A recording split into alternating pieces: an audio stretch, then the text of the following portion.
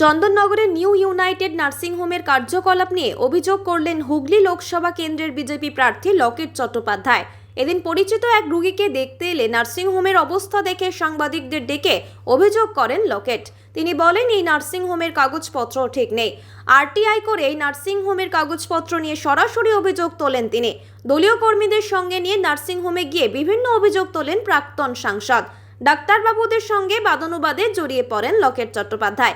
এ ব্যাপারে কি ব্যবস্থা নিচ্ছেন সাংবাদিকদের এই প্রশ্নের উত্তরে লকেট বলেন, আগে মানুষ জানুক, তারপর দেখব। এই প্রসঙ্গে ম্যানেজার বলেন, আমাদের কথা শুনতেই চাইছে না ম্যাডাম, ওনার বিরুদ্ধে কাউন্টার বাইট দিতে চায় না।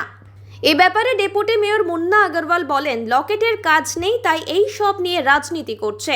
ওর হার নিশ্চিত জেনে উল্টো পাল্টা কাজ করছে। কাগজটা এখন নেই, আনবো। একটা পেশেন্টের একবারই ওই ডায়ালিসিস ওই মেশিনটা ইউজ করা যাবে। স্বাস্থ্য সাথীতে লেখা রয়েছে যে আপনারা মাল্টিপল ইউজ করতে পারেন, ওটা যেটা করা যায় না, যেটা করা যায় না ওটা লিখে দেওয়া আছে স্বাস্থ্য সাথীতে। মানে একটা পেশেন্টকে মানে একই ডায়ালিসিসের মেশিনের এই এতগুলো পেশেন্টকে ইউজ করা হবে, এটা উচিত না।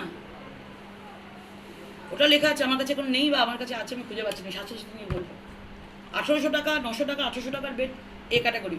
বি গ্রেড হচ্ছে 900 টাকা। 900 টাকা যদি স্বাস্থ্যসাথী বি গ্রেডে কেউ গেল, 900 টাকাতে একদিনের চার্জে কোনো জায়গায় নার্সিংহোমে বা কোনো জায়গায় নিয়ে গেল, 900 টাকায় আয়া কত নেবে? 400 করে নেবে। তার খাওয়া দাওয়া রয়েছে, ডাক্তার দেখবে, ওষুধ আছে, বেড আছে, 900 টাকায় কী করে হবে?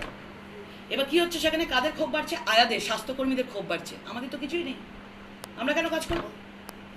আর মমতা বন্দ্যোপাধ্যায় এদিকে বলছে, একে বলছে চুরি করো, আর একে বলছে এই চোর ধরো।